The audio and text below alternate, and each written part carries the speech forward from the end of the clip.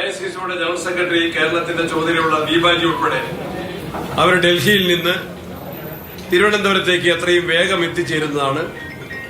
അവരുടെ സൗകര്യം കൂടി കണക്കിലെടുത്തുകൊണ്ട് നിയമസഭാ കക്ഷിയുടെ നേരത്തെ നിശ്ചയിച്ചിരുന്ന 1 മണിക്ക് നിശ്ചയിച്ചിരുന്ന യോഗം 4 മണിയിലേക്ക് നീട്ടിയിട്ടുണ്ട്. 4 മണിക്ക് അസംബ്ലി ഹാളിൽ കോൺഗ്രസിന്റെ ഇലക്ടഡ് MLA-മാർ 63 പേരുടെയും യോഗം ചേരും.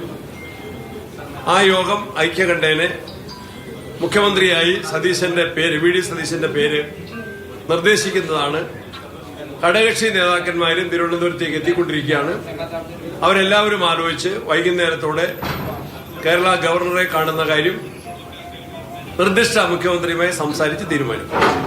അദ്ദേഹത്തിന് എല്ലാവിധ അഭിനന്ദനങ്ങളും എല്ലാവിധ വിജയാശംസകളും KPCCയുടെ പേരിൽ ഞങ്ങൾ നേരുകയാണ്. മീറ്റിംഗ് അസംബ്ലി ഹാളിൽ പാർലമെന്ററി പാർട്ടി ചേരുന്നതിന് അസംബ്ലിയിലെ പ്രത്യേക സംവിധാനമുണ്ട്. അവിടെയാണ് യോഗം ചേരുന്ന സൗകര്യത്തിന് വേണ്ടി, എല്ലാവർക്കും വരാനുള്ള സൗകര്യത്തിന് വേണ്ടി. Thank you.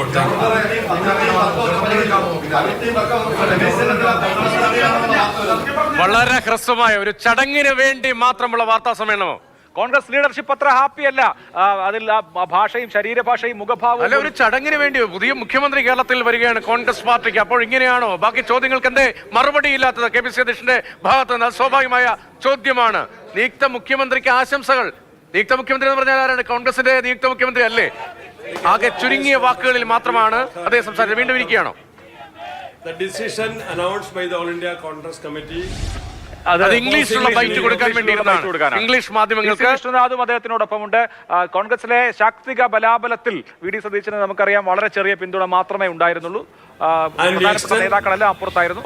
Congratulations and support to the ഇംഗ്ലീഷിലുള്ള ബൈറ്റ് കൊടുക്കുക. VD Satish, and we will convene the meeting of the CLP immediately after the observers arrive and Trivandrum at 4 PM approximately. Thank you all. നേരത്തെ പറഞ്ഞത് English മാധ്യമങ്ങൾക്ക് വേണ്ടി ഇംഗ്ലീഷിൽ പറഞ്ഞു എന്നേ ഉള്ളൂ, അതിനപ്പുറത്തേക്കൊന്നുമില്ല.